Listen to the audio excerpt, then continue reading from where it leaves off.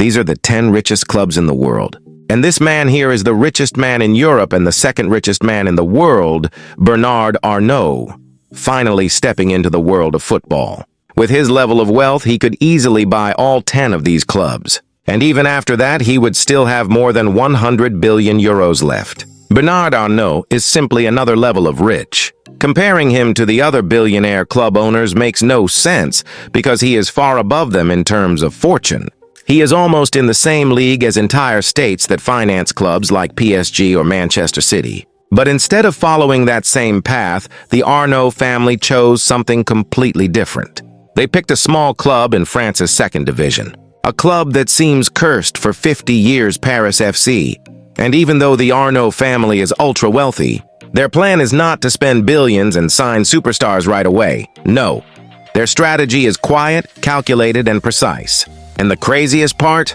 Bernard Arnault doesn't even care about football. He actually prefers tennis. But the Arnault family has one clear ambition with this takeover: turn this forgotten club into a major force in French football and one day challenge the giants Marseille, Monaco, maybe even PSG. So, why buy Paris FC? Why does the richest family in Europe suddenly care about football? And what is their plan to make this small club into a major name in French football? That's exactly what we're going to break down in this video. Don't forget to subscribe so you don't miss any of the next stories. Let's go! November 2024. The global luxury empire LVMH, the group behind everything chic and prestigious, suddenly announces a new acquisition. But this time, it's not a couture house or a luxury fragrance. This time, it's a football club. A forgotten, low-profile club in the heart of Paris FC. Back on October 9th, L'Équipe revealed the scoop: the Arnault family, yes, the family itself investing in Paris FC.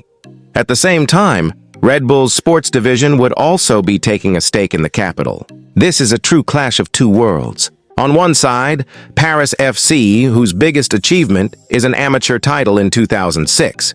A club that hasn't seen Ligue 1 since the 1970s, bouncing between National 1 and Ligue 2 for more than a decade.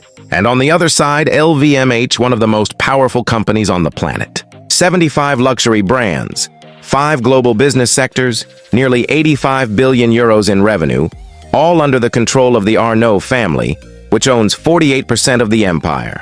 But this family doesn't stop at luxury. They invest in everything: real estate, technology, media, even TikTok. Yet football is a completely different universe. They know nothing about it. This move doesn't follow any of their usual playbooks. Sure, you can talk about Parisian roots, love of the homeland, or nostalgia. But Bernard Arnault never makes business decisions with his heart. He's a cold-blooded shark.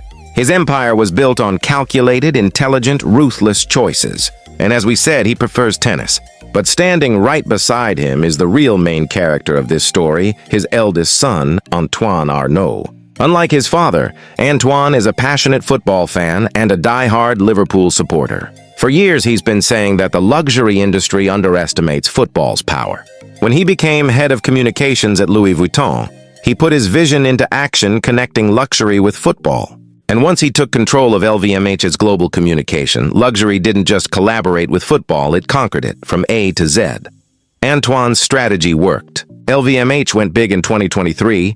They became premium partner of the Paris 2024 Olympics, signed a 10-year €1 billion deal with Formula One, and now they've entered football. But unlike the Gulf states, Antoine doesn't want to burn money by buying superstars right away. No glitz, no galacticos. The Arnault family has a smarter, longer-term plan. And to execute it, Antoine turned to another global powerhouse, Red Bull. Red Bull gives you wings. When the takeover became official, Antoine was clear the family will not handle the football operations. That's not their expertise. They are masters of corporate management and finance. But professional football management is not their field. Instead, Paris FC is entering the orbit of one of the strongest forces in global sport, the Red Bull empire. In fact, LVMH and Red Bull already know each other. LVMH has been a partner of Red Bull Racing in Formula One for nearly 10 years. Red Bull's sports story goes back to 1985, even before the launch of its now famous energy drink. Today, Red Bull controls or owns clubs across at least 6 sports, with more than 4 billion euros in sports assets. That's massive. In football, they already manage RB Leipzig in Germany, Red Bull Salzburg in Austria, the New York Red Bulls, RB Bragantino in Brazil, plus minority stakes in Leeds United, and now Paris FC. This time in France, they are going further, taking a bigger share of the capital, securing seats on the board, and even preparing to replace current president Pierre Ferracci with Antoine Arnault by 2027. And this is where things speed up. Paris FC is now plugged into the Red Bull machine. And Red Bull's football strategy? It's crystal clear. On one side, youth development. Paris has the biggest talent pool in European football. With Red Bull's help, the core of the PFC project will be to build the best academy in France. Antoine Arnault himself said it, the Paris region is the biggest talent pool in the world. With Red Bull, our strategy is to build the best academy in France. The talent is already there.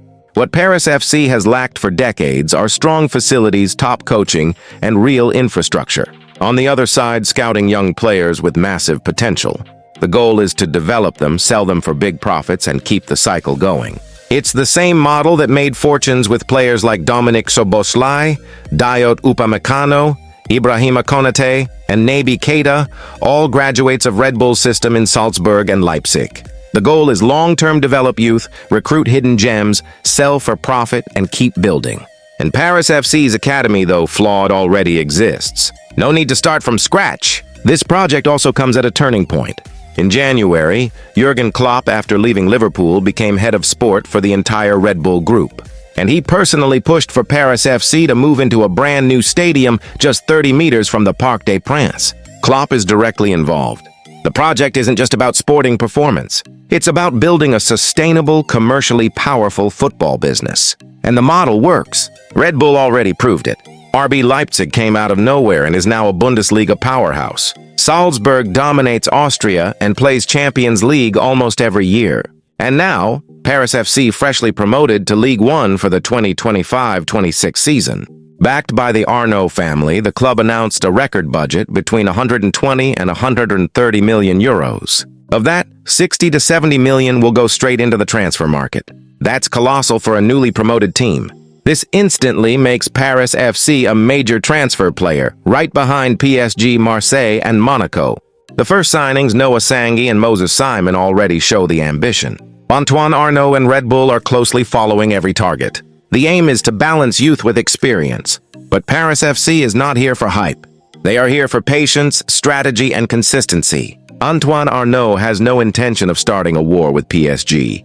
In fact, he has a good relationship with Nasser Al-Khelaifi. The PSG president even invited Antoine and his wife to the inauguration of PSG's new training center last November. Antoine also regularly attends PSG matches at the Parc des Princes. So Paris FC won't immediately be PSG's rival.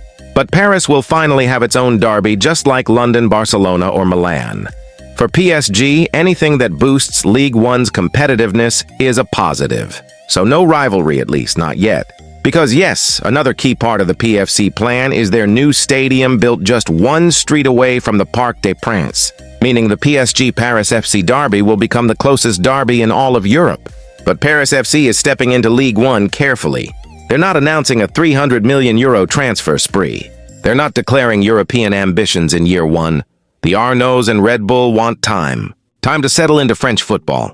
Time to learn. Time to build. This doesn't mean they'll settle for fighting relegation, but they won't go crazy either. The real work will happen in the south of Paris, at Orly, with a controlled budget, academy graduates, experienced Ligue 1 profiles like Moses Simon or Benjamin Andre, and smart scouting. A new stadium, more visibility, more investment.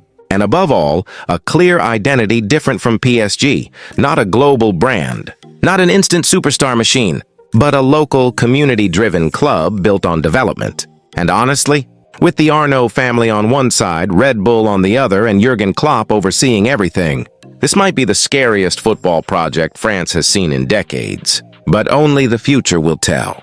This was Top Foot. Don't forget to subscribe, like, comment, and share. It helps a lot. Tell me in the comments how you see Paris FC in the next few years, and if you have ideas for future videos, I'm all ears. See you very soon.